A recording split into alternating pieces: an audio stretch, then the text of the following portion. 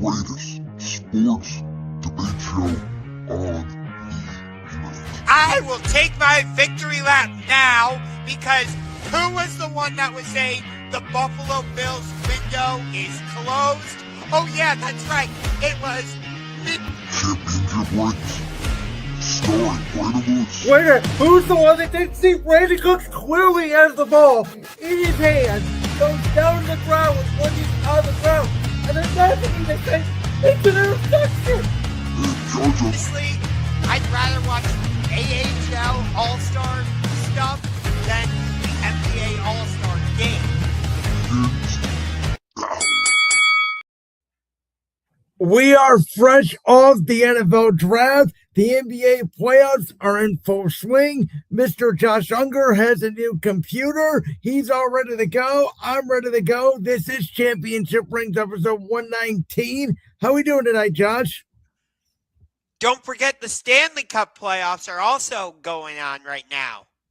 They are. Your Penguins are down 3-2 against the Philadelphia Flyers, trying to force a game 7. I have dabbled in about 3 total minutes of the Stanley Cup playoffs so far. Well, that's probably because you were heavily invested in the NFL draft. Well, I was, and, we're going to spend the first half an hour of this show talking about the draft, and then we're going to transition over to the NBA playoffs. So, this first question on the screen here, what was our biggest surprise in the first round of the draft? And to be honest with you, I'm just going to say this out front. I thought at least for night one, I thought the NFC East, all 4 teams, Giants, Commanders, Cowboys, and Eagles, all crushed the first round of the draft. Some of those picks were a little bit surprising. Caleb Downs falling to Dallas, who traded up 1 spot from 12 to 11. Micaiah Lemon obviously falling to 20, and Howie Roseman making the deal with the Cowboys to go get him was even surprising to yours truly. But for me, this draft was surprising all over the place. I think even starting at pick 2, because most people had Arvell Reese going to the Jets and not the other New York team, the Giants, at 5. But what really set this draft off in motion was at number 4, when the Tennessee Titans, who everybody thought with Sonny Sayo still on the board, Arvell Reese, even Caleb Downs, they got to go defense, right? Jeremiah Love's off the board of the Arizona Cardinals. They go wide receiver Carnell Tate at number 4. Well, I like Carnell Tate. I think he's going to be a very good player. But Tennessee, you don't even have a defense. You don't have an offensive line. Is Cam Ward going to even be able to get the ball to Carnell Tate? It's like that Joe Burrow to Jamar Chase meme that we've seen going around. You know what I'm talking about? It is, and I understand it. But I also think Joe Burrow going in was a lot better prospect, and I think Jamar Chase is a lot better prospect than Carnell Tate. Not saying Carnell Tate's not going to be a bad receiver, because I think he's going to be good. But Jamar Chase is literally the best wide receiver in football. Carnell Tate was actually viewed out of all these Ohio State receivers that have came out the last few years as the worst one of them all.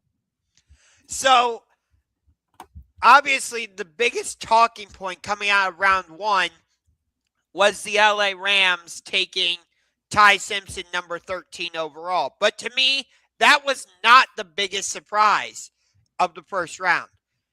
It was at number 3 with the Arizona Cardinals going with Jeremiah Love, because we heard all these rumors that they were looking to trade out and that the Saints were going to move up and other teams might be interested in moving up.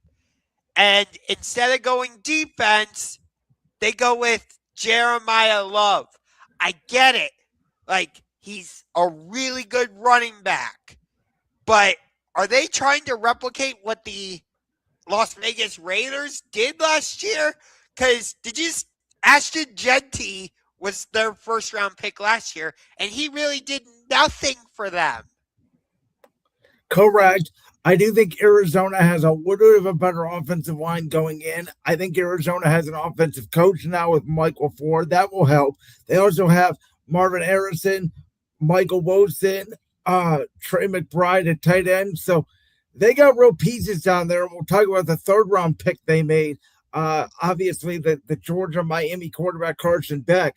Like Arizona for a fourth place team in the division is not that bad. And I think they looked at it like this. We have Buda Baker. We have Walter Nolan. We have Will Johnson. We have Josh Sweat. We have some names in our defense, which the Raiders outside of Max Crosby last year did not have. James Conner's been hurt a lot. We're going to go with a young quarterback. Why not give him the best weapon available? Yeah, but they did bring in Tyler Algier to be their lead back, at least presumably. And well, then are you sure Tyler Algier's never been a lead back in the NFL? Yeah, because he was in Atlanta with Bijan, and I think he signed with Arizona thinking he was going to be the lead back for the Cardinals. Well, he is obviously wrong because I would bet a lot of money that Jeremiah Love and James Conner and Tyler Algier will all share carries. That's the way the majority of teams are doing it now is the running back by committee, even if you do have a lead back. I mean, even us in Philadelphia last year, Saquon Barkley was our lead back, but Tank's Big Beast still got a lot of run, especially late in games down the stretch. Yeah. Actually, you're talking about the Titans picking Cardinal Tate being a surprise. It actually wasn't that surprising for me. I really liked that pick for them. Yes, they need help. Yes.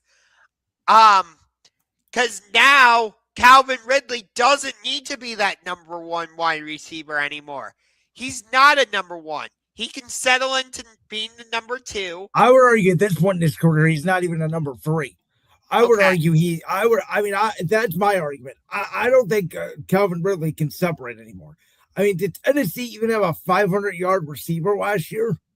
I don't think so. Maybe Westbrook Akide, maybe. And they got Tony Pollard and Brian Dable was there, and they bring in Wan'Dale Robinson. They got pieces. The problem I have for them is they literally do not have anybody in the offensive line or defense that I can name besides Jeffrey Simmons. See, that's the part where I agree with you. But I liked what we saw from Cam Ward later in the season, not early. And I like what they have with Robert Saleh as their head coach.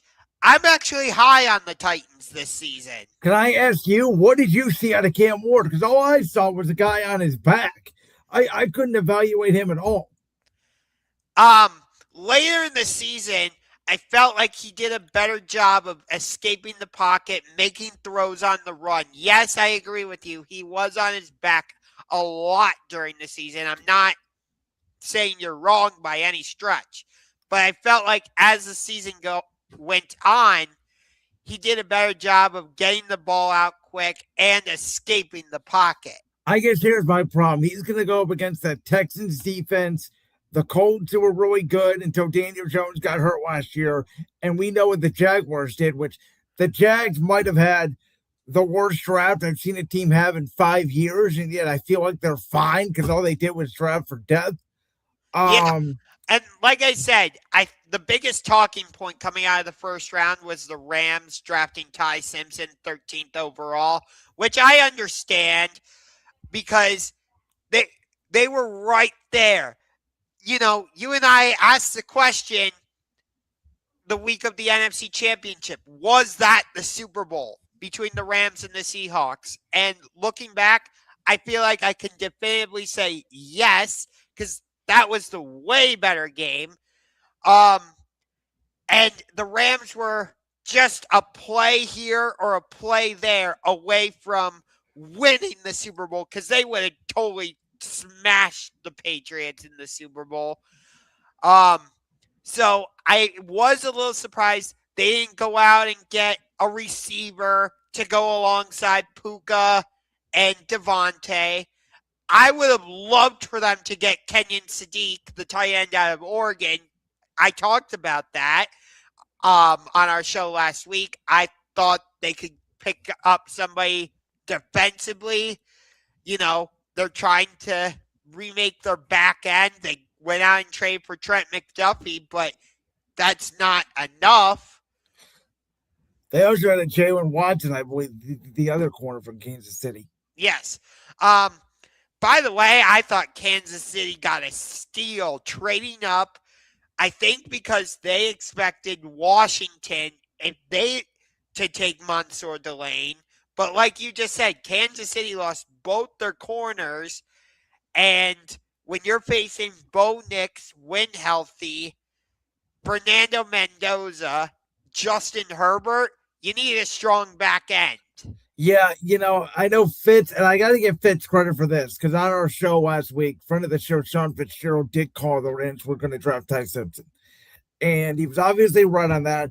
My takeaway is I get it from both sides. I get the idea of, hey, listen, we want to try to find our new franchise quarterback when Matthew Stafford eventually retires. I'll be the first on record to say Ty Simpson wasn't my favorite quarterback. He reminds me a little bit of Jordan Love, who out of Utah State in 2020. If you remember when the Packers drafted him, he was very raw.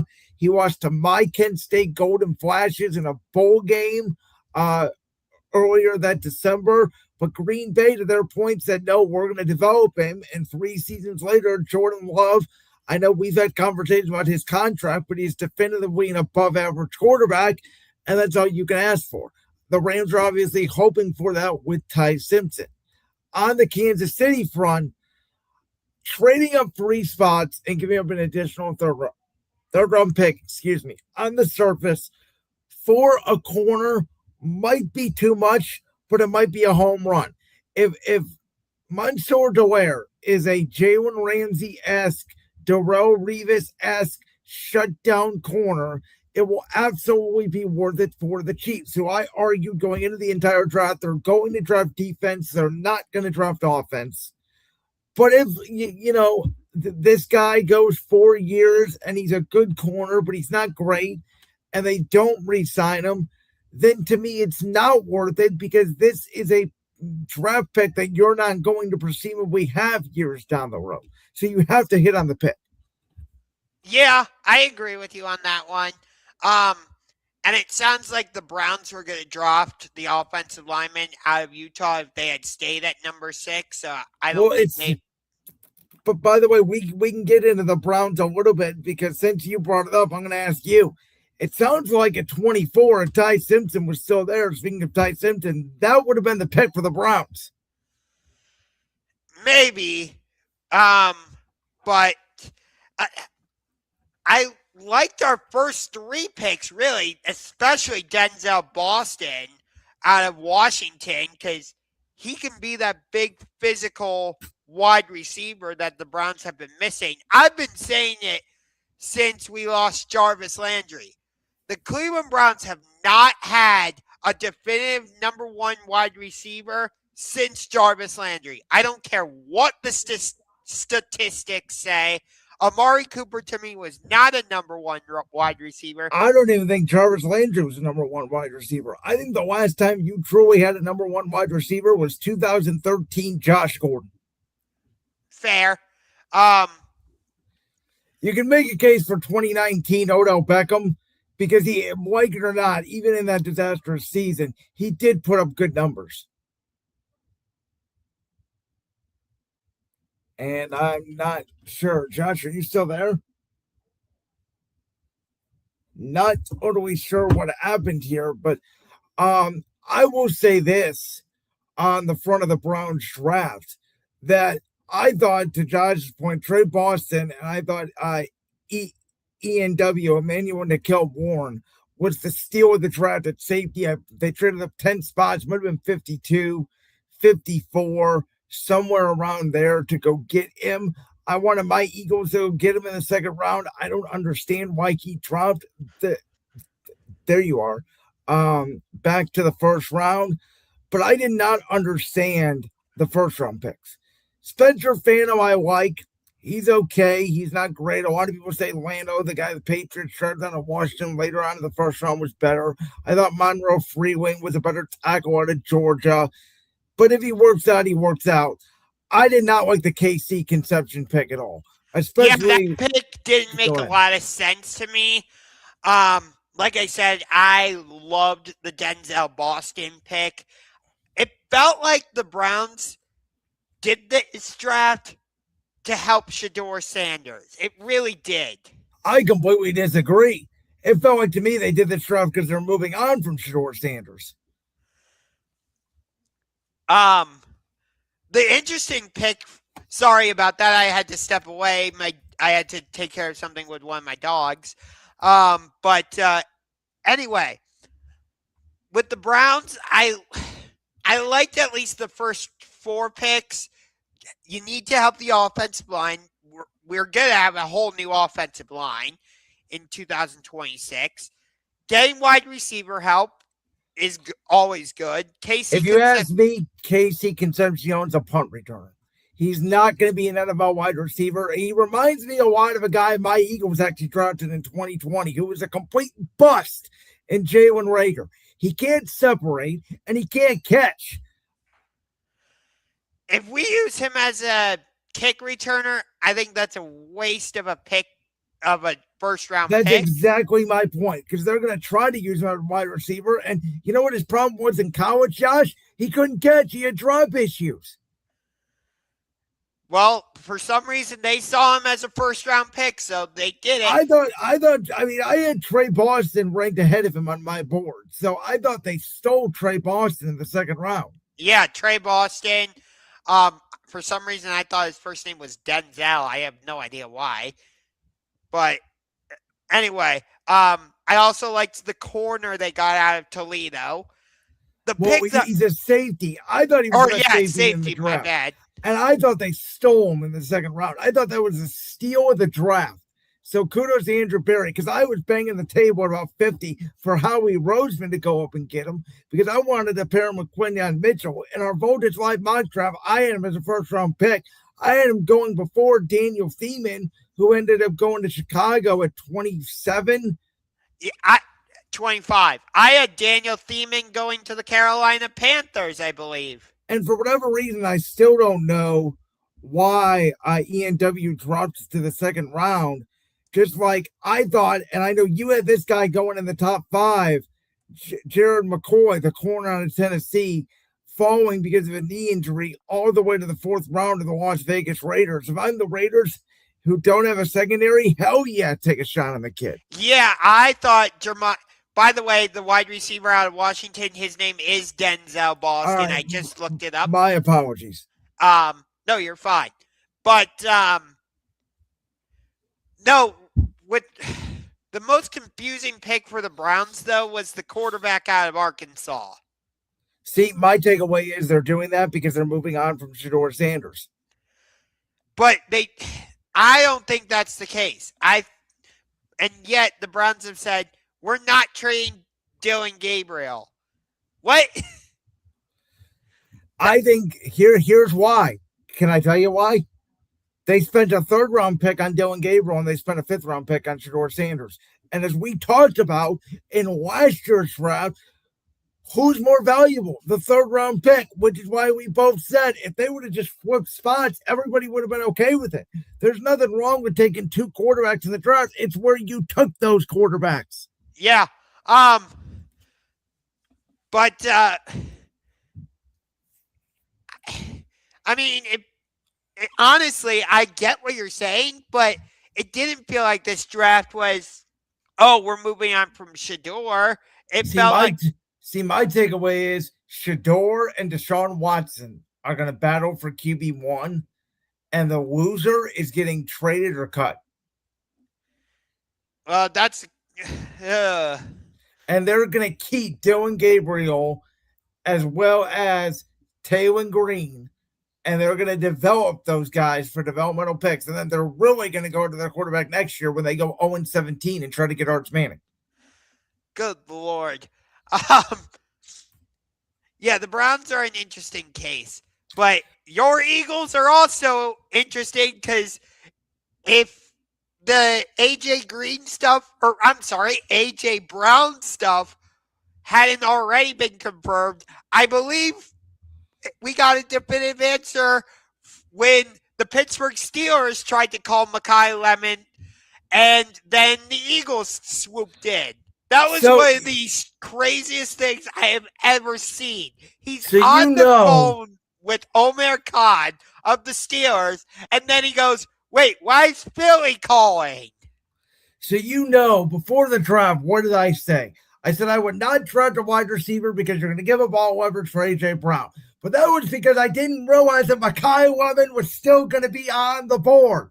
And you better absolutely believe when Howie Roseman traded up with Jerry Jones, of all people, my first thought was, are they taking a receiver? Because the Cowboys don't need a receiver.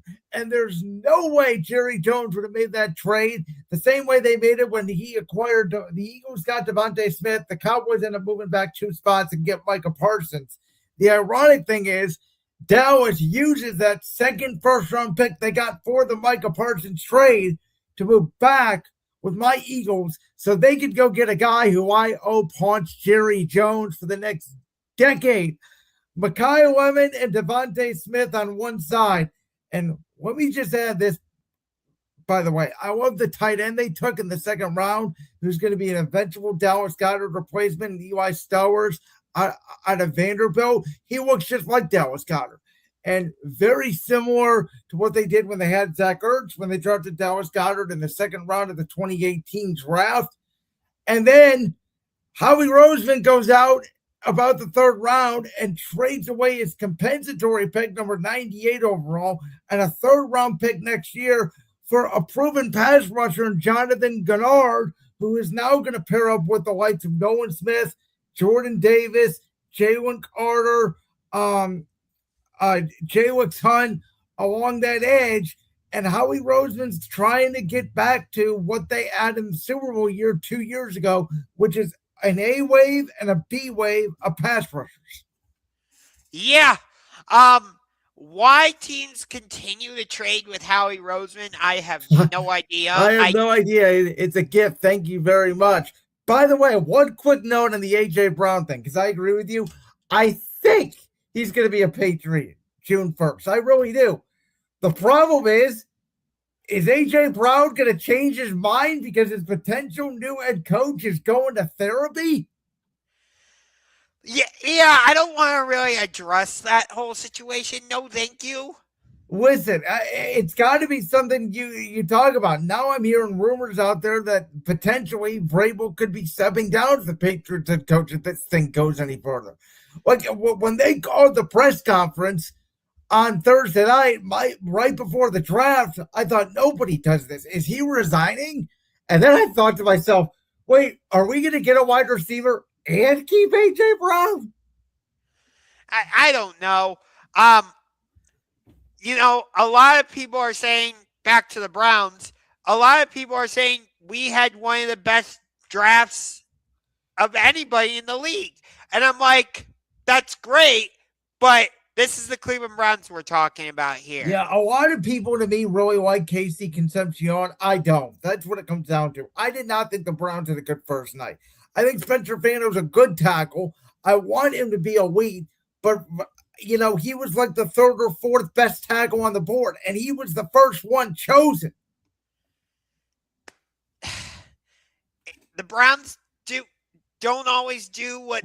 Well, again, if they would have taken Monroe Freewing out of Georgia, who the Panthers took, and I thought the Panthers had an A+ draft. I thought they had everything.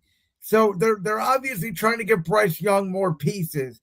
But I'll be honest with you, there was only really 2 or 3 teams drafted that I did not like. Sorry, I clicked on the wrong topic bar there. One of them being Tennessee's. I already talked about it with Carnell Tate. One of them being San Francisco's. I did not understand what the Niners did at all. They drafted a wide receiver at the top of the second round, which they really don't need. They drafted an edge rusher. They drafted a running back, which they really don't need. It was like they were reaching for players instead of picking up positions that they actually need. And the other one I didn't understand was Miami, because they take the guy, Kalen Proctor, who even Nick Saban throws a shot at, saying he doesn't want football. And they take a corner in the first round out of San Diego State, who was mocked to go to the second round.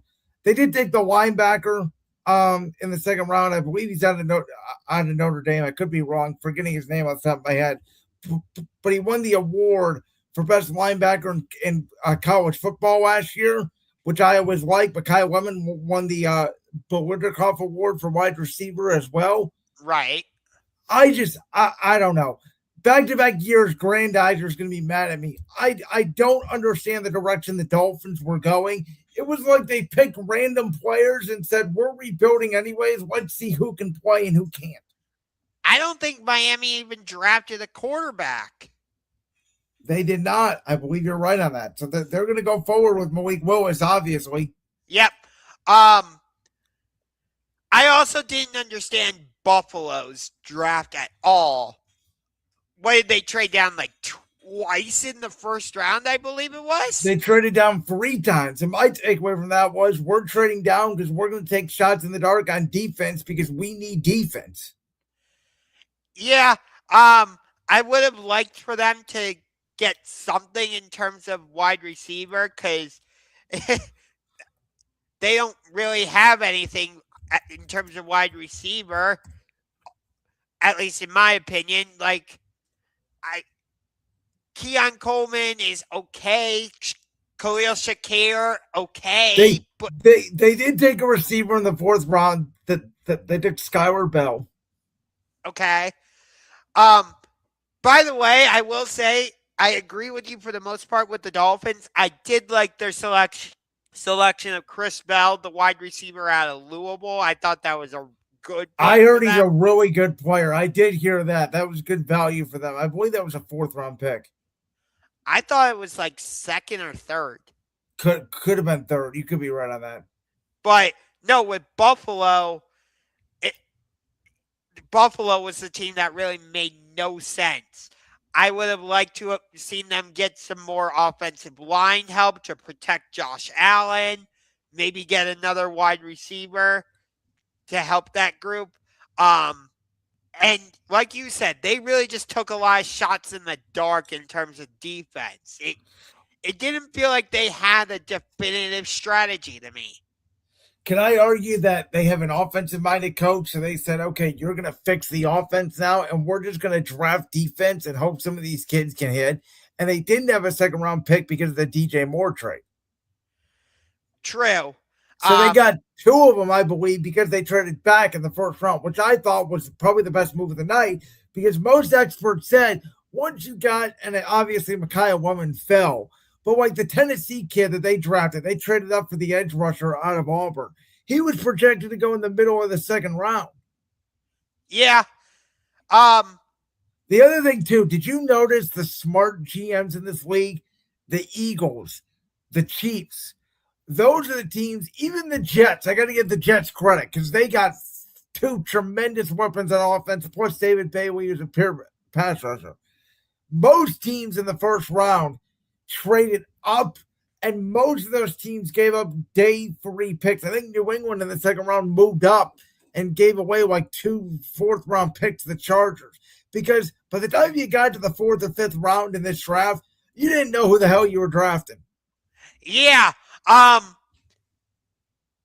It really made the confusing thing was we think the Jets are going to go with the quarterback next year based on the draft class, and yet they went and selected Cade Klubnik in like the 4th or 3rd round, something like that. Hey, listen, Geno Smith's not your answer. Why not try with Cade Klubnik?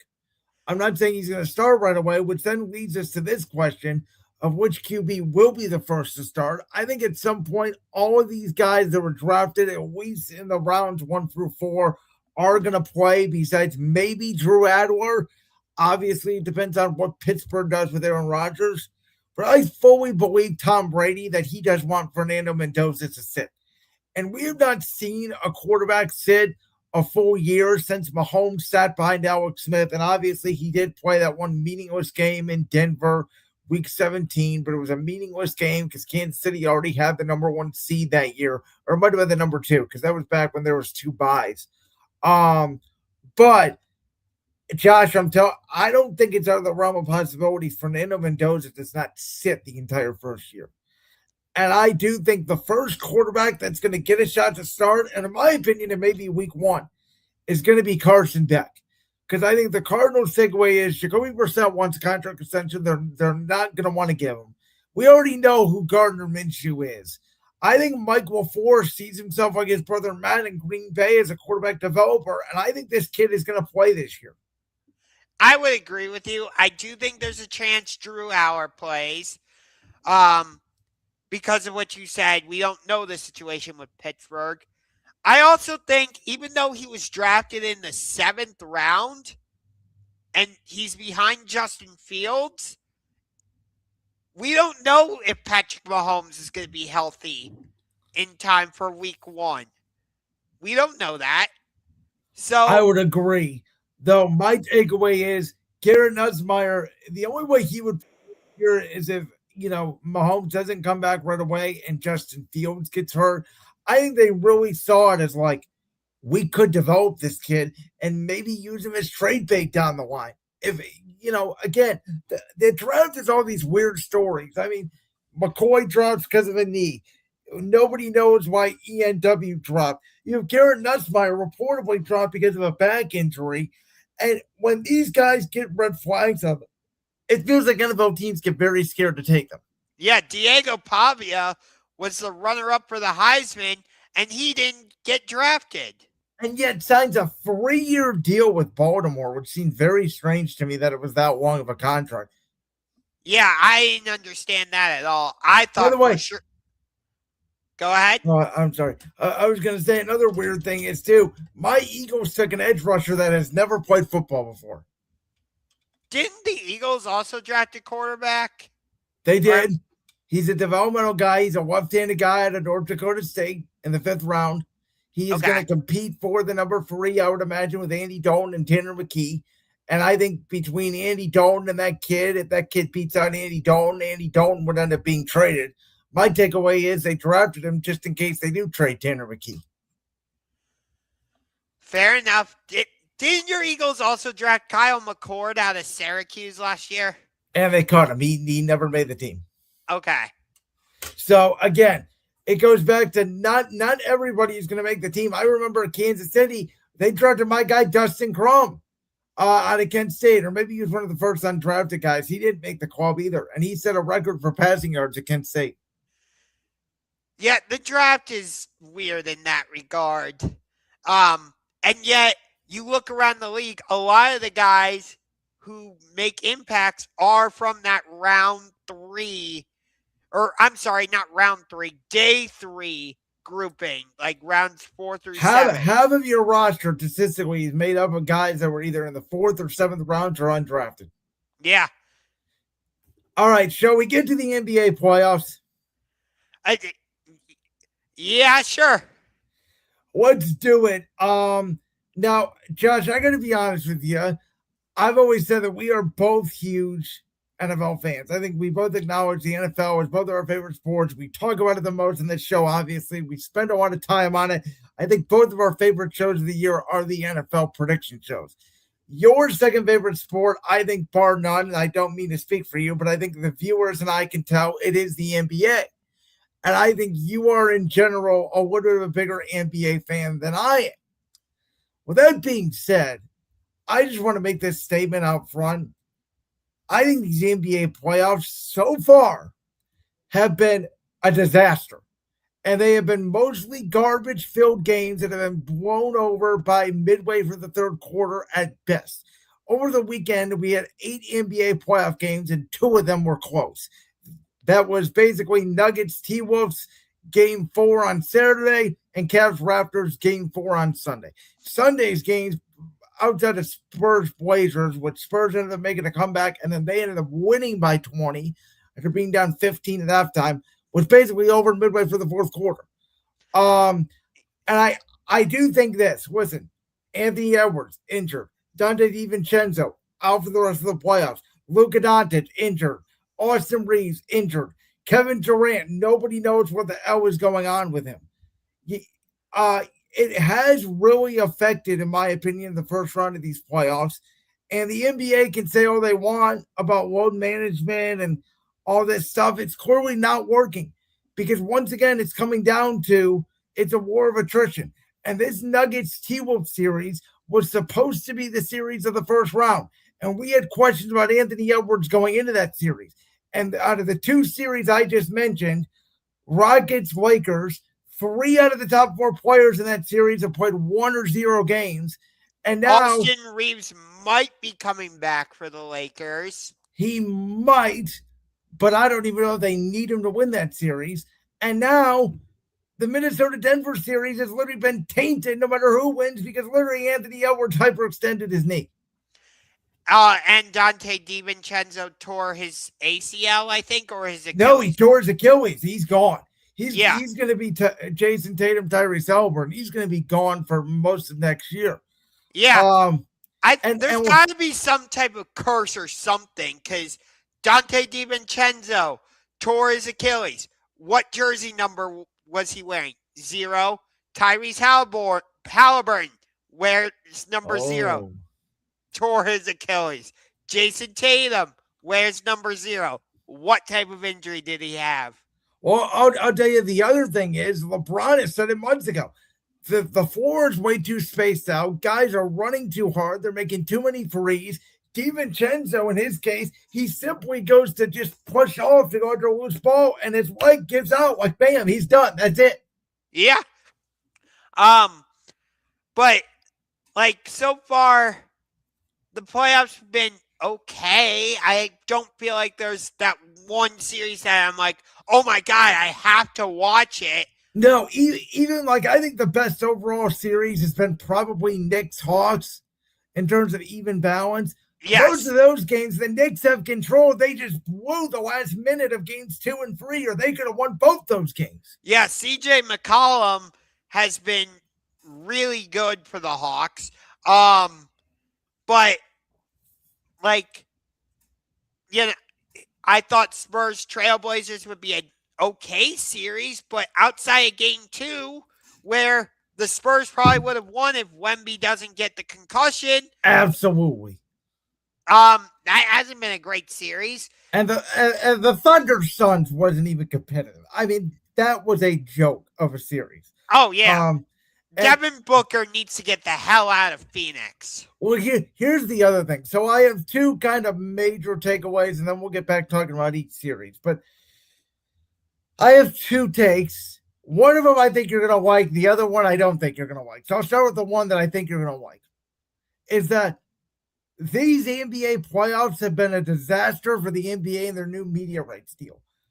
I have no idea what channel the game is on, what time this game is, when the next game is going to be, until I have to look on NBA.com every single day because every single series is weirdly stretched out with games. Some days you get 2 days off, some days you get 1 day off. And then, like for an example, tonight, there's 2 games on ESPN. There's another one at the same time streaming on Peacock and on NBC. Why are we having networks competing against each other in the playoffs? Even the NFL doesn't do that. Yeah, and tomorrow, 2 games are on ESPN, and the third game is on Prime. Why? That makes no sense. I don't understand it, and I don't understand why. For example, Nuggets T-Wolves. Okay, Game 4 was Saturday in Minnesota. Game 5 is Monday in Denver. Why is Cavs Raptors playing 2 games between Monday and Sunday? I don't know. Like, Game 4 was Sunday, and they don't play again till Wednesday. I don't get it. So now, Josh, this is where me and you, I think, are going to disagree. Because I was watching a certain game last night, and it dawned on me while watching it. You know how for the last 7 years, the NBA has not had a defending champion reach the conference finals. And I've been saying the NBA needs dynasties, they need villains, they need us to root against people. Josh, the NBA has its next villain team. They reside in Oklahoma City, and their name is the Thunder. I can't stand this team. I can't stand anybody on them. First of all, they have all the ingredients the Golden State Warriors have. They have a smart general manager in Bob Myers, the Warriors did. The Thunder have Sam Presti, who I have compared actually to the Eagles GM, Howie Roseman, one of the best GMs in all of sports. They have a superstar player whose antics drive people nuts. For Golden State, it was Steph Curry. It was the mouthpiece being out. It was all the free-point shots. It was the cockiness. For SGA, like it or not, it is the constant flaring and drawing fouls worse than James Harden.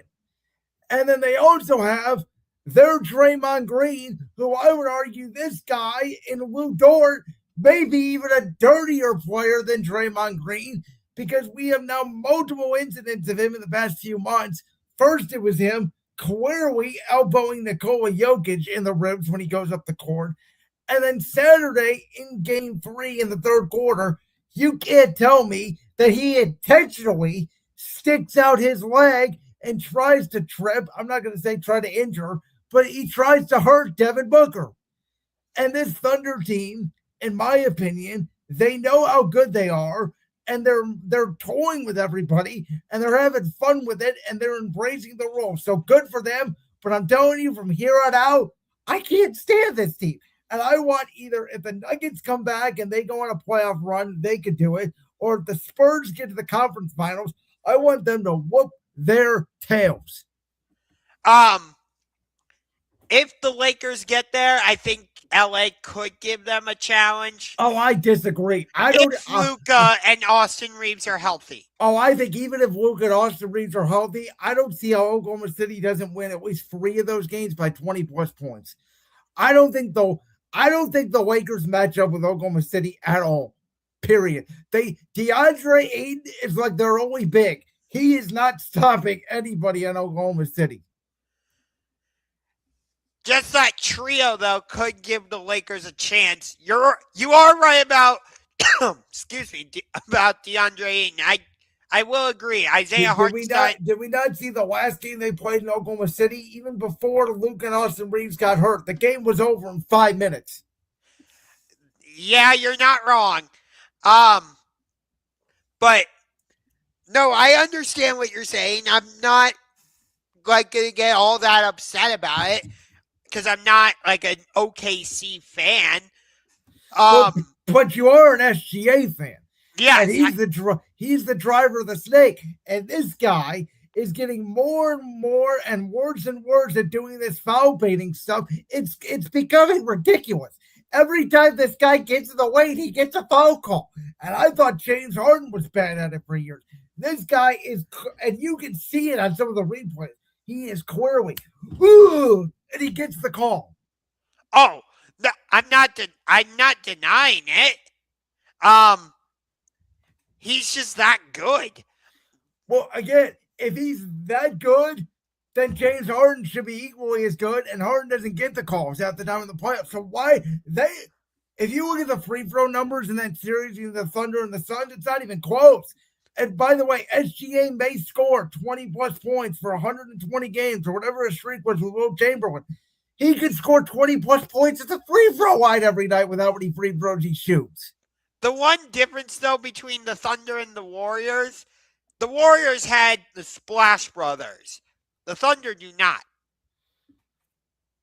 You're right. That didn't make Golden State any more likable, though. No, I know, but you were comparing Golden State and OKC. Well, here's the thing, though.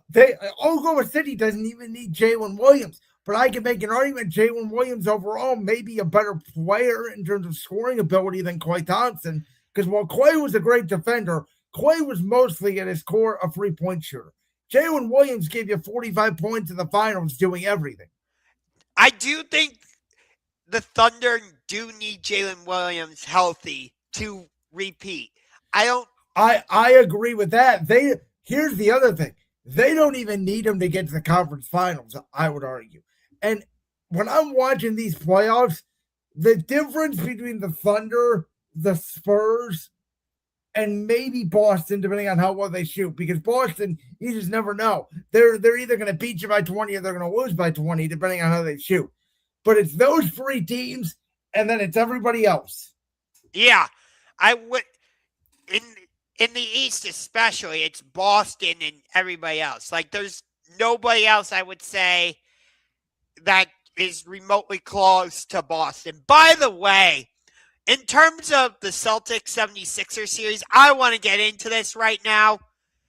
The Philadelphia 76ers are better off without Joel Embiid. For God's sakes, did you not see how well BJ Edgecombe and Tyrese Maxey played when Embiid was not there? The lane was open. They were making shots. They didn't have to force feed Embiid.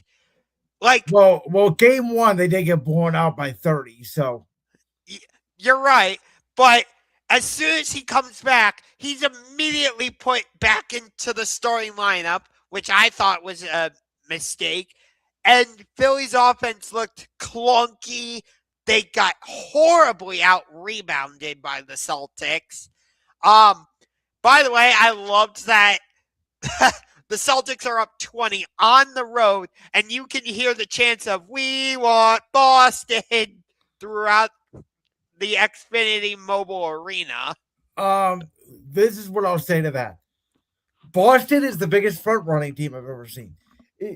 Even more than Oklahoma City. When they shoot well, they can beat anybody. When they don't shoot well, they can lose to anybody because they will literally shoot 70 threes a game. That's their MO. You catch it and you shoot it. If it goes in, great. If it doesn't, oh well. And that's how they won the championship, and that's how they lost in the second round last year to the Knicks, and nothing changed. I don't even need to watch a Celtics game. I know exactly what I'm getting out of the Celtics. They're going to shoot the hell out of the ball, and they pray they go in. Now, they're good. Tatum has been better than I expected coming off the Achilles injury, no doubt about it. Peyton Pritchard has stepped up huge. Derek White has stepped up big again. They're taking care of business against Philadelphia. I believe, again, I don't even know because I get the schedule confused. I think game 5 is tonight. Correct me if I'm wrong on that. I think that's one of the ESPN games. It is. They should finish them tonight and then away the Knicks team who does match up well against Boston. We'll see. I don't know. The East is so bad. Like, Yeah. the East is not even close to the Western Conference. It's really sad. It really is. The Eastern Conference is like, it feels like the Eastern Conference is the Boston Invitational, honestly.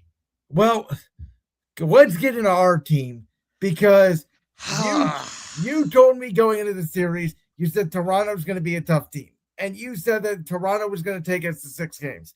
And Josh, I know you texted me on Sunday. I know you said it was going to be 2-2 going back to Cleveland, and you were right on that, and I get it.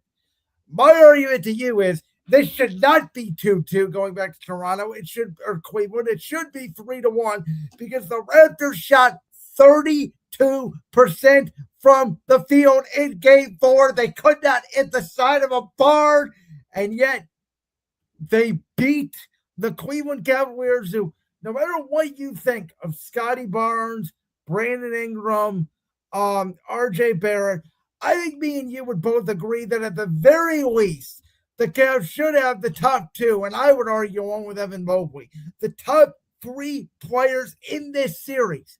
And yet, in both games in Toronto, and I don't care about the crowd noise because Donovan Mitchell and James Harden, and at this point Evan Mobley, have been in enough playoff games to deal with noisy environments. They, all of them on this team, flat out in both of those games, did not come ready to play and prove to me and the entire Cleveland fan base that this team is not ready to win a championship because they are still soft. I thought they got over it. I thought they were going to come in with the James Harden edition and be an all-new look Cavs. No, this is the same fear me and you both had when they traded for James Harden, is when you need James Harden the most, he's going to have a classic James Harden game. But I got to say this, even with the classic James Harden game in game 4, the scary part is, out of the big 4 the Cavs have, he was the best player on Sunday. James Harden is, when you get to a game 6 or a game 7, it's like he's allergic. I mean, we have countless examples. Game 6 and Game 7 when he was with Philadelphia against Boston, when he was with Houston in the series against San Antonio, in the series against Golden State when he was with Houston in the conference finals. There's probably other examples I'm leaving out, but he's like a bad poker hand. He folds. I did not want this series to get to a Game 6, yet here we are. I will say this movie feels very familiar because it played out exactly like this in the 2016 Eastern Conference Finals, which ironically enough or coincidentally were also against the Toronto Raptors. We all know how that season ended up. Here's the difference, though. In that series, we had the big three of LeBron, Kyrie, and Kevin Love. That the two of them made the NBA Finals the year before, and nobody had any doubt the Cavs were going to eventually win that series. Nobody believed that the Raptors were going to actually beat that Cavs team. There are legitimate people who think the Raptors are going to win this thing in 6 games now. Yeah, and we saw this same type of script play out just a couple years ago in round 1 in a 4-5 matchup against the Orlando Magic. Yes, but we should be better than that now, and I guess that's the point. The Cavs should win this series. They probably are going to win the series, but they upgraded, and I don't care what anybody says, it is the truth. James Harden is a better player than Darius Garland. They should have no problem with this Raptors team that has not seen them since November. And the Raptors, out of all teams in the NBA playoffs, have the least amount of games with playoff experience. This Cavs team should be better than this, is my point. Yeah. And I know you didn't like JB Bickerstaff. I get that. But was Kenny Atkinson really that much of an upgrade? Well, he's a little bit of an upgrade. Are we not watching what's going on in Orlando right now? And that team is falling apart worse than the Cavs are. I'm not trying to defend JB Bickerstaff. But I'm just saying we fired him. Whether that was right or wrong, I'm not going to get into that. Well, here's the question I think you're asking. Is it a coaching issue? Or is it we just have soft players? Well, here's my thing, too. And I've said this, and I know you disagree with me a little bit. I know friend of the show, Jalen Sandvik, very disagrees with me. Show me the evidence that Donovan Mitchell is that guy in the postseason. Show me the evidence that Donovan Mitchell can be a number one and lead a team to the conference finals, because in 9 years, he hasn't done it yet. And Donovan Mitchell, when you needed him the most, in that game 4, he started off great. He had 10 points in the fourth quarter. The Cavs were up, cruising to victory. And in the second, third, and fourth quarter of those games, Toronto went on multiple plus 10, plus 12 scoring runs. And both of our point and shooting guard disappeared down the stretch when you needed them the most. So this is not just a James Harden issue. It's not just an Evan Mobley issue, which Evan Mobley at this point, if we lose this series, needs to be traded immediately off another planet not named Earth. And the Cavs need to start thinking about this. This is our chance to win the championship, and we blew it, and it's time to blow everything up. And you can forget the plan of LeBron James coming back to save us in Cleveland, because the Lakers, without their 2 best players, are up 3-1 of the Houston Rockets right now, and we can't even get out of a series with the freaking baby Toronto Raptors. I don't even know what to say with this series. First of all, why is Max Strus getting so many minutes off the bench? I don't understand that. And I thought Keon Ellis was going to be a difference maker. He really hasn't done anything. Has he even played at all this series? I don't even remember really seeing him a lot. Maybe 5 minutes. Thomas Bryant hasn't played a lot at all. It really feels like they have shrunk the rotation. And one of the biggest things about the Cavs post-trade deadline was they got depth.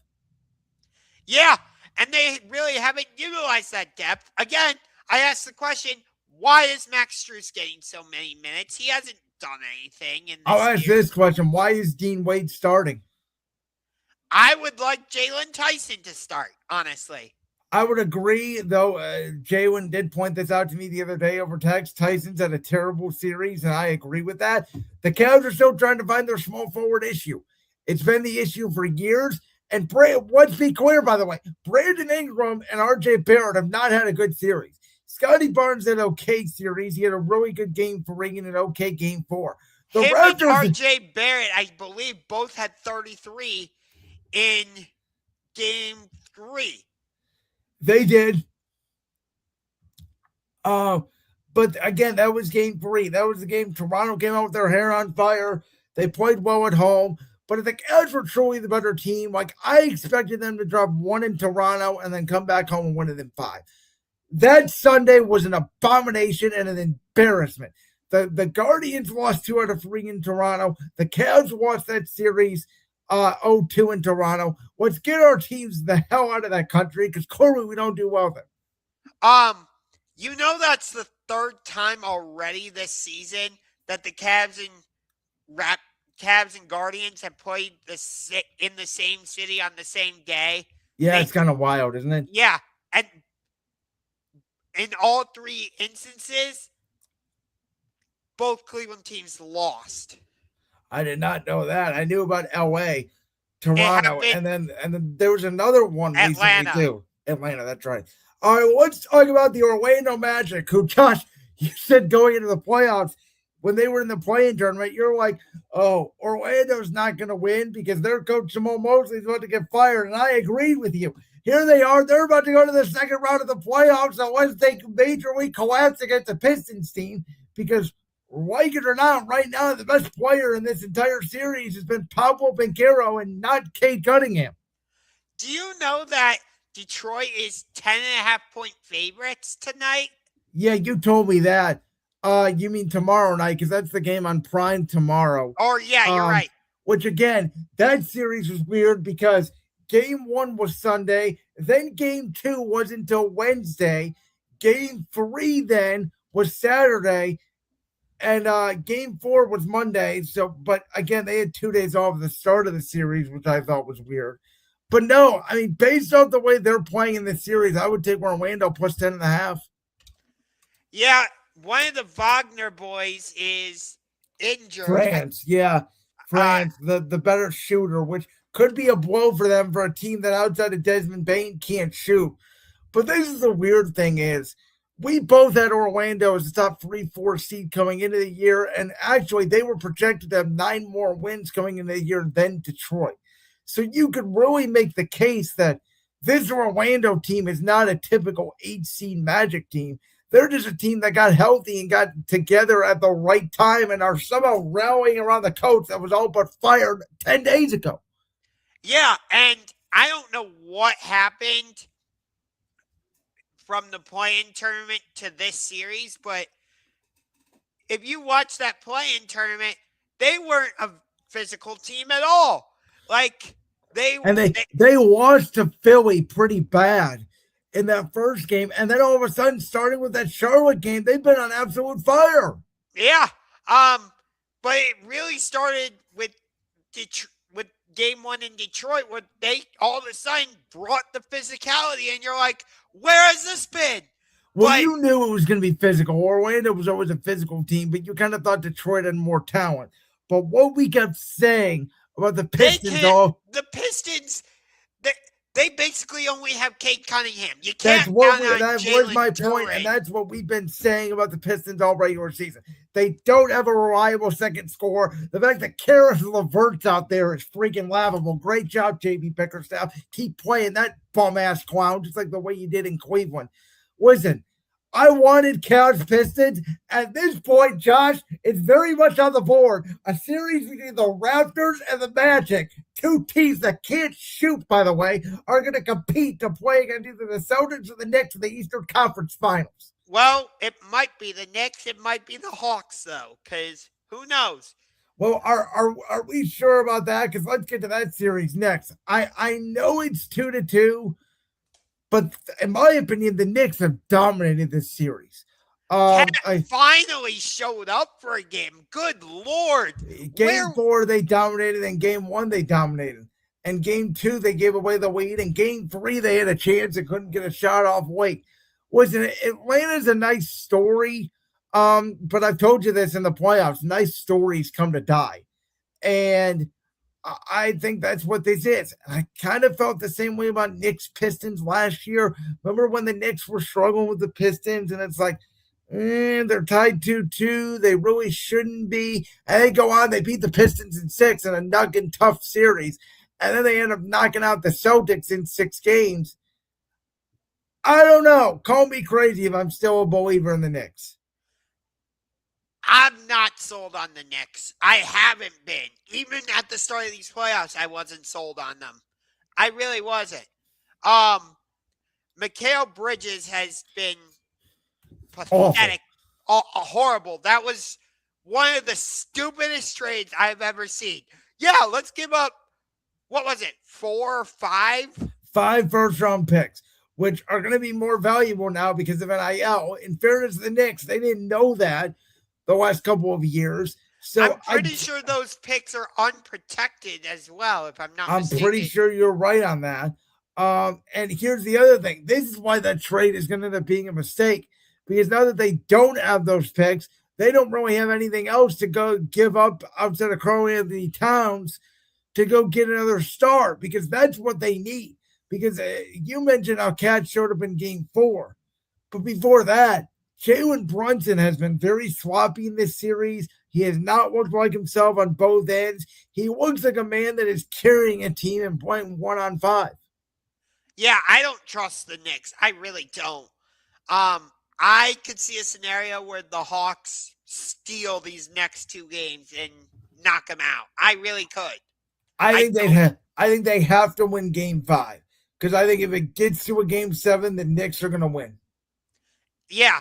No, it's interesting you say that, because going back to the Denver-Minnesota series that we were talking about earlier, for obvious reasons, Minnesota has to win game 6, but it's not just because that means they close out the series.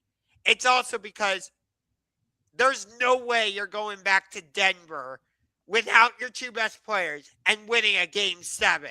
Now, we know they did win game 7 a couple years ago in Denver, but that was obviously the Ant comeback. They were down 20 at halftime. That was our most famous bet on this show. I do want to say about this series, Josh, we have found our next great rivalry in the NBA. And it's this one right here. I loved the scuffle at the end of, what was it, game 4? Yes, and by the way, I think that was Jokic taking out his frustration because they blew that game with the Edwards and Dante DiVincenzo both going down to Sumu, who he was one of the reasons why I picked the Bulls to be a playoff team this year. And then they gave away him to the T-Wolves for no reason. Had the game of his life on Saturday night. And Denver, you know what's funny? Denver doesn't look interested. Like, even last night, have you know? Because I noticed it even at the start of the playoffs, and I don't know if you've seen Jokic's free-point percentage for this series is below 20%. He doesn't look right to me. He doesn't look right. He doesn't look interested. I've joked about it, but I think it's true. I think he's more interested in the Kentucky Derby coming up this weekend. That's what he looks like to me. I mean, Saturday night, I'm watching that game, and I've been very clear. I like the Nuggets. I want to see Nuggets Spurs. So I am absolutely 100% rooting for the Nuggets in this series. And I'm like, Jokic, just go. He is letting Rudy Gobert absolutely put him in a body bag.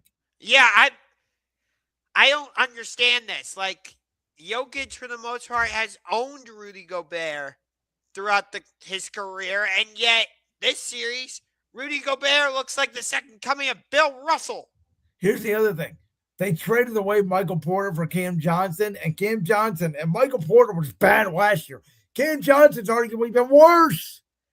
And Denver struggled offensively without Aaron Gordon. They struggled defensively without Aaron Gordon, too.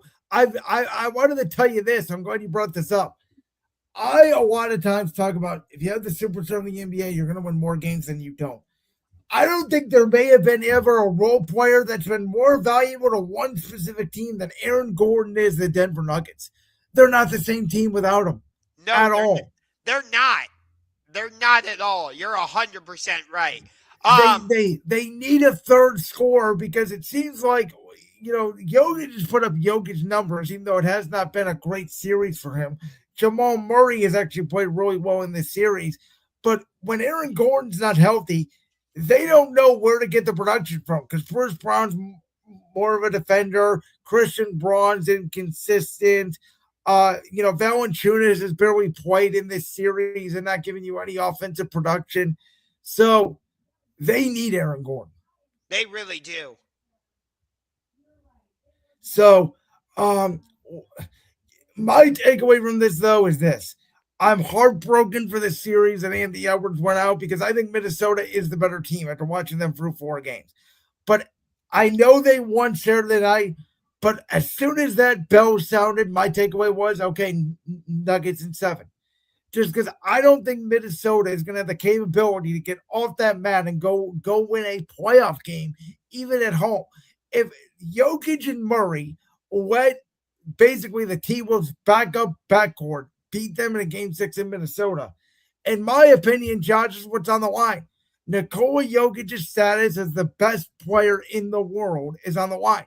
Because if they lose this series, he won't be that anymore.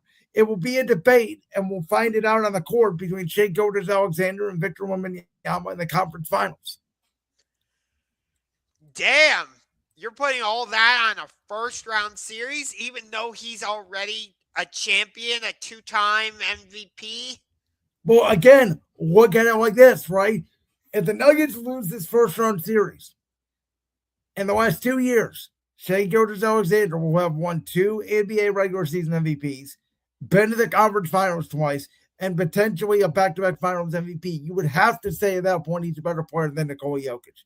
If Victor Wembanyama in year 3 goes to the conference finals and potentially beats OKC and then wins the championship, he's already done more in 3 years than Nikola Jokic did.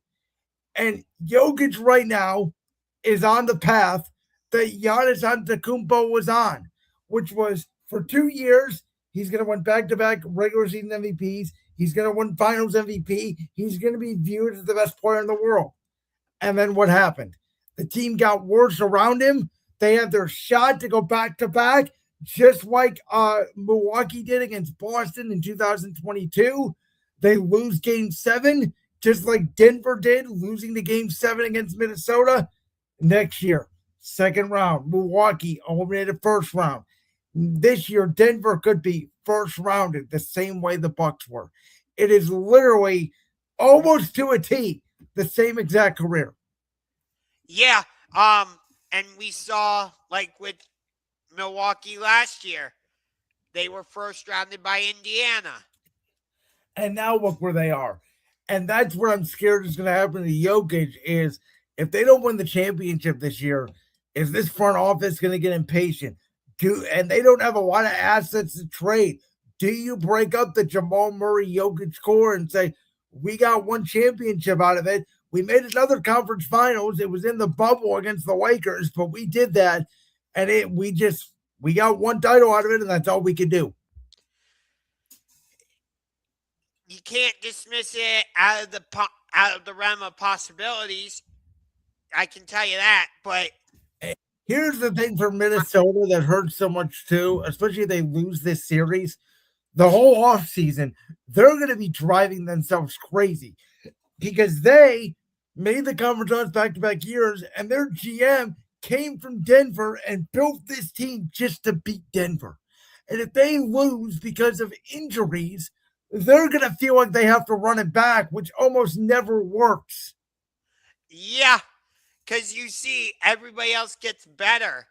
And by the way, I talked about this. This did not come out of left field because Ant was injured all the way back in March. He was still limping even in earlier games in this series. Yeah. And from what I understand, this hyperextension wasn't even on the knee that was bothering him. Correct. It was on the opposite knee, which is even worse because, as you know, oftentimes guys compensate, which may have been what happened here. He's compensating for the injury, and then you put too much pressure on the other side of your body. Yeah. it's going to be hard for Minnesota to do what they did in Game 4.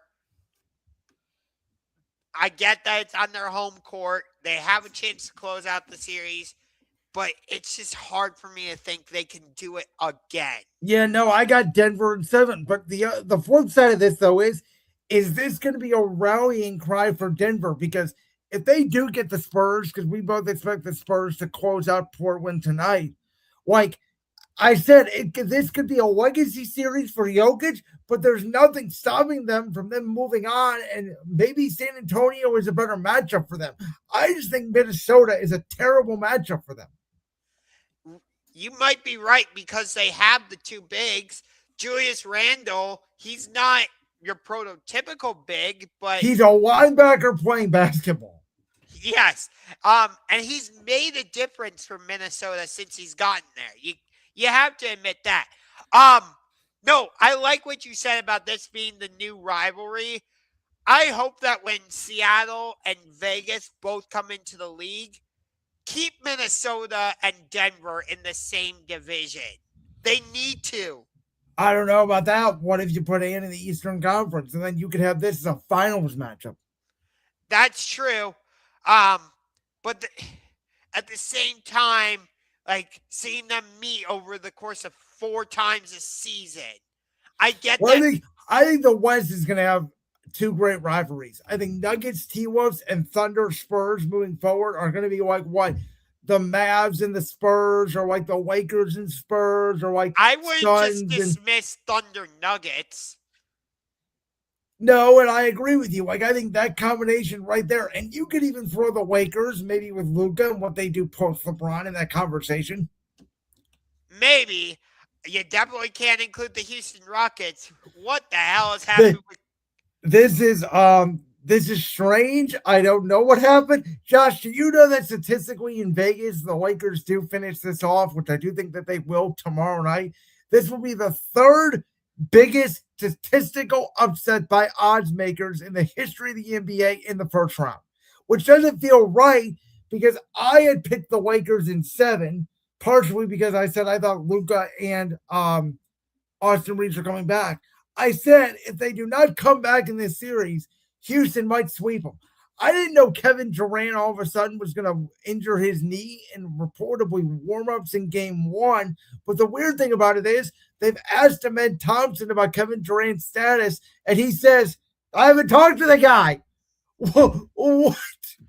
Yeah, this whole situation is really weird. There's now reports like the Cavs may be interested in trying to go after Kevin Durant. Oh, God. Oh, no. Oh, God. I do not want that headache, that cancer of a player, Kevin Durant. I would argue there is nobody that has tarnished and ruined his legacy more after he left Golden State than Kevin Durant. You can say all you want about, he was ring chasing and his legacy and all that. No. I've got a better take for you. Go ahead. Not only has this tarnished and ruined Kevin Durant's legacy, this has strengthened Stephen Curry's legacy. I don't know about that. I would argue Durant left the perfect situation in Golden State, and he's not a leader. Which is exactly why I'm saying him having all this trouble with Houston, Phoenix, Brooklyn. By the way, he chose Phoenix, which was odd to begin with, and he chose Houston. Let's put that out there. And he chose Brooklyn. He did, and I did defend the Rockets move, and I did think it was going to work. And you know what? It might have worked if they had Fred VanVleet, a point guard. Maybe he could have settled the ship. But Which guess what? I told you. But guess what? Instead of fixing the problem, they decide we don't need a point guard. Wait, you what? That's like saying in the NFL, oh, that's okay. We don't need a quarterback. Don't you remember when we were making our predictions? I said losing Fred VanVleet was going to hurt the Rockets. Yes, and I didn't think he was going to be out the entire year. I thought, maybe 6-7 months he could get back like the way Jason Tatum did. Jason Tatum is a complete and total anomaly, for God's sake. Clearly, by the way, the Rockets play better without him. They do. It's like I said with Joel Embiid earlier. I know, again, the 76ers got blown out by 30 in game 1, but I still think they play better without Embiid. Now, here's the problem if you're the Lakers. How do you evaluate the end of this season? How do you evaluate, do we bring back LeBron or not? Because LeBron, game 2 and game 3 was a vintage LeBron game, especially game 3 towards the end when they made that incredible comeback when Stan Van Gundy with 36 seconds said, Houston's going to hold on to this game. No, they didn't. But I don't know what you do if you're the Lakers, especially if you get smoked by Oklahoma City. The Lakers' reward for overcoming all these odds is they're going to face the best team the NBA has seen in the past 3 years, hands down. Yeah. And I will say LeBron versus SGA would be really good games, I think. Like I said, I don't think they're close. And these NBA playoffs have been nothing but blowouts. I said it the other day. There were 8 games on this weekend. By about halftime, 5 of them were over. Wait, I want to talk about something. Go ahead. Because we were talking about the Toronto-Cleveland series earlier, and we also mentioned the Detroit-Orlando series. What the hell happened in Game 4 of both those series? It was like we went back to the 90s. Neither team scored 100. I think the score at the end of the first quarter in Cavs-Raptors was like 17-15. And sometimes it's good basketball. I keep saying 2016 Game 7, the final score was 93-89. I don't mind low-scoring games, but when you're shooting 30% from the field and winning a basketball game, you should not be able to do that. Orlando only scored 94 points, and they still managed to win. Well, Orlando, by the way, did you know this? They're shooting less than 35% from the field in the series, and they're up 3-1. And again, Detroit is a 10.5-point favorite. Josh, me and you both acknowledge going into the playoffs, the NBA has been beat up by teams tanking, the NFL taking over, the too many threes. Charles Barkley, I said that, I don't know if you heard him, first of all, pregame before Lakers-Rockets Game 4, he said the best thing about Houston is that they have a nice airport, so the Rockets can get immediately out of there after Game 4. And then he said that the first half of Cavs-Raptors was the worst basketball game played since 1918. So the NBA is getting absolutely annihilated in the press right now, and Adam Silver is basically, everything is fine. Yeah, I don't get why the NBA thought it was a good idea to do playoff games. I get that the playoffs have to go on, but you're going to get killed against the NFL draft. This has been my argument. The NBA needs to shorten the first round. I have argued best of 3. Everybody thinks I'm crazy. And I even said, could you imagine that Orlando series or even like Spurs Blazers, if it was best of 3 and they were to go into Game 3 without Wemby, we would have said, oh my God, are the Spurs going to get ousted in the first round? No, it's like, it's a best of 7. Victor Wembanyama will come back. There's no drama. Yep. I personally like game best of 5 a little bit better. Well, even if it's a best of 5, Orlando last night would have got a better effort out of the Pistons last night. I guarantee you, if it was a do or die Game 5 or Game 4. Yeah, no, I agree with you. As much as I hate to admit it, yeah, the NBA playoffs, especially the first round, should be best of 5. Why do you think, the MLB playoffs have been so good over the last couple of years? They were a best of 5 to 3, and then they changed it to best of 7. It's too much. And by the way, the first round goes longer than the conference finals half the time. Isn't the LDS series in Major League Baseball a best of 5? The divisional series, yes, it is. Yes, that's what I said. LDS. Correct. Yep. Okay, and then the AL or NLCS is best of 7, The and the best World seven, and they do the 2-3-2 format, and they go, you play back to back, travel day, back to back to back. In the NBA, it's let's play one game, then we'll give you 2 days off, then we'll play another game, then we'll give you another 2 days off. Why?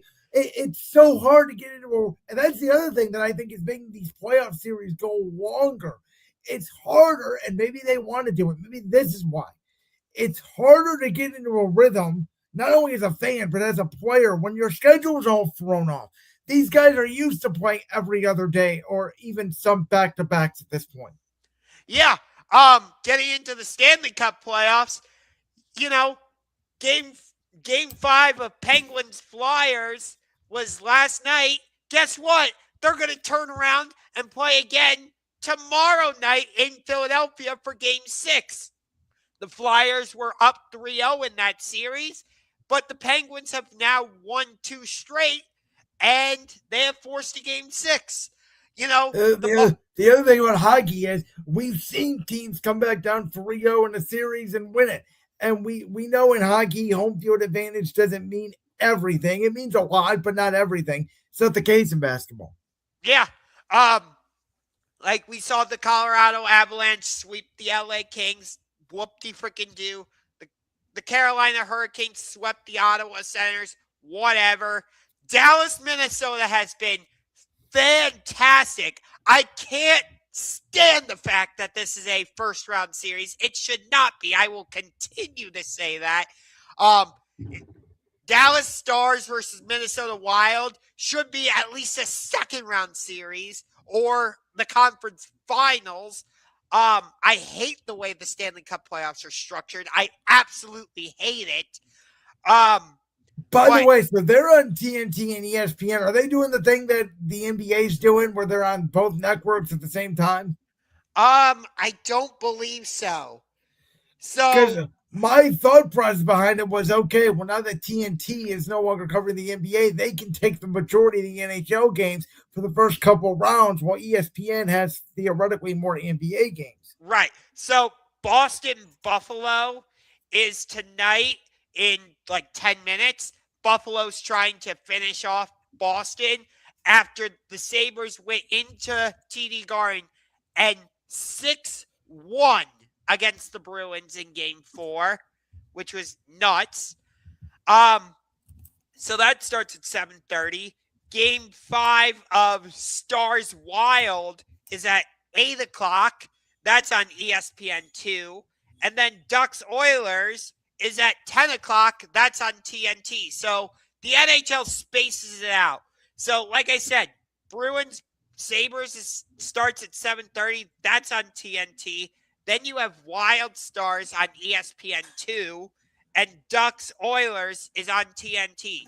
So yes, they're on 2 different channels, but they space them out. Hey, ladies and gentlemen, what do you think is harder? Getting hit physically with a hockey stick over 3 periods for 60 minutes, or dribbling a ball and then trying to shoot it into a cup that back in the day they designed with a peach can? I know. Even tomorrow, like Canadians Lightning starts at 7.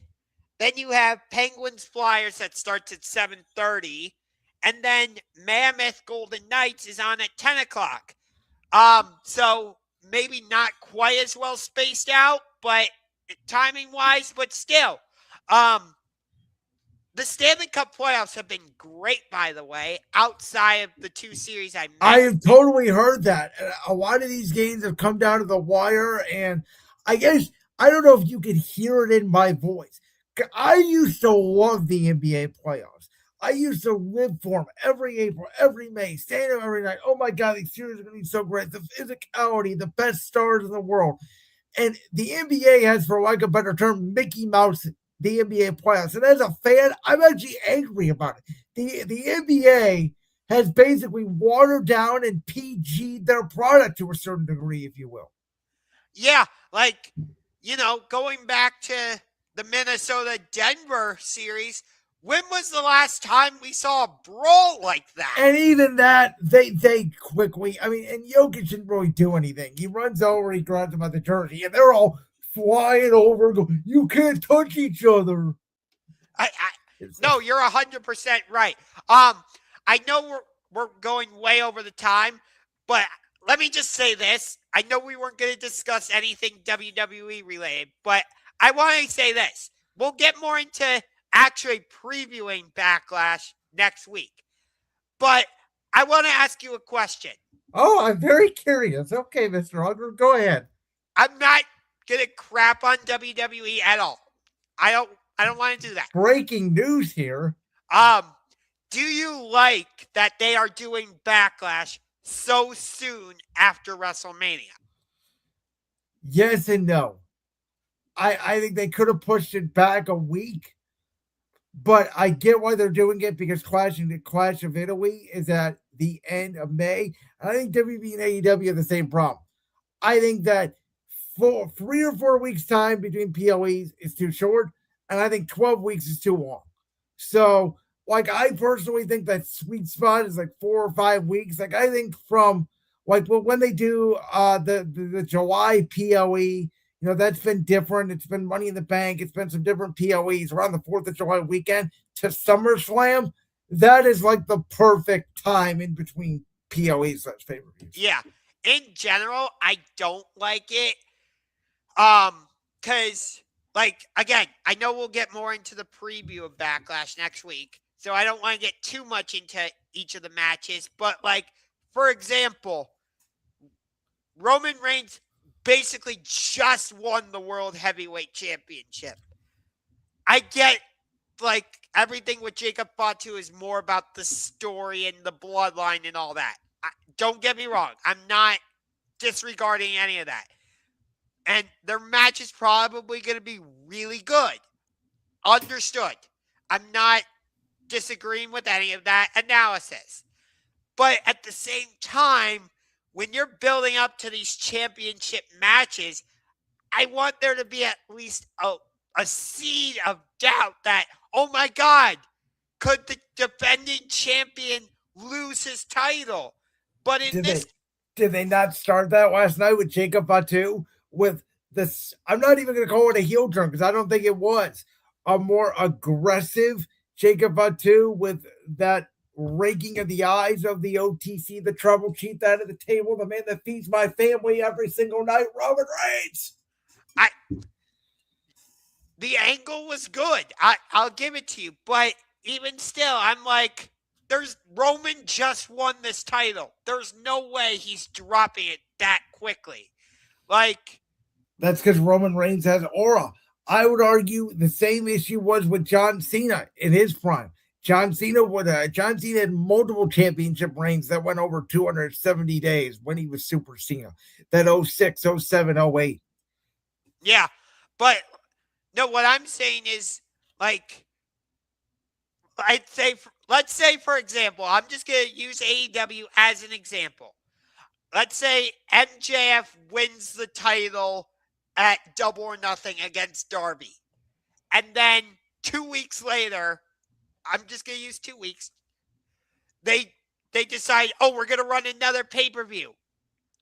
Me as a fan, I'm going to be like, there's no way MJF is losing his title. He just won it. Like, that's why I personally don't like that they're doing Backlash this quickly. See, I don't think that's true because I think in the case of like Cody and Randy Orton, I think there's a chance that they run this match back at Backlash. Orton wins the title. Cody could get it back in 2 weeks. Randy wasn't even on the show on SmackDown this past Friday. He was not. Stupid. Maybe Cody isn't clear. Maybe they don't want Orton out there until Cody's not clear to compete because CM Punk didn't touch Cody either. So maybe Cody is just not clear to compete. Maybe. But again, we'll get more into Backlash, but I think that is an issue. Like, I understand you want to have a PLE in May. Fair. But couldn't you have held it off until the end of May so there's more time to build up? Like, well, there is a PLE at the end of May. It's Clash in Italy. It's May 31st, and they have the Saturday night's main event 2 weeks before that. I know. I'm saying, couldn't they have held off on Backlash, reshuffled the schedule in some way. So you do Clash in Italy mid to late June. Well, I'm sure that Italy date was set in stone for a long time, as is the Night of Champions, which is going to be in Saudi Arabia. You get what I mean, though, overall? Like, I mean, in your theory, what they should have done then is just not had Backlash. It's sort of what you're saying. No, I don't mind them doing Backlash, but it's too soon. Or have Backlash in Italy then, or call it a different name, because you're not going to move off the Italy show and you're not moving off the Saudi Arabia show, because those international dates are locked in stone for a long time. I'm not saying they should cancel the international shows. I just think they could have moved Backlash later. But if you move that later, then you're making the next PoE even shorter build. That's my point. Yeah, the calendar is just weird with wrestling. See, but I go back to they moved WrestleMania too late. I think WrestleMania should have been the week before, where it was scheduled to be in New Orleans. There's talk about the Mania in Saudi could be in March. I don't know. I don't like the fact that WrestleMania was mid to late April. It's too close to the NFL draft. It's too close to the NBA playoffs. It's too hard for us to cover our championship rings, let alone these other shows. Yeah. But it's just like I want to be invested in what's going on with Backlash. But with it being this soon after WrestleMania, I'm like, no thanks. You got a point. We'll obviously dive into it more next week. But thanks to all of you tonight for joining us. It was a wild show. Both had a lot of passions about professional wrestling, the NFL draft, the NBA playoffs.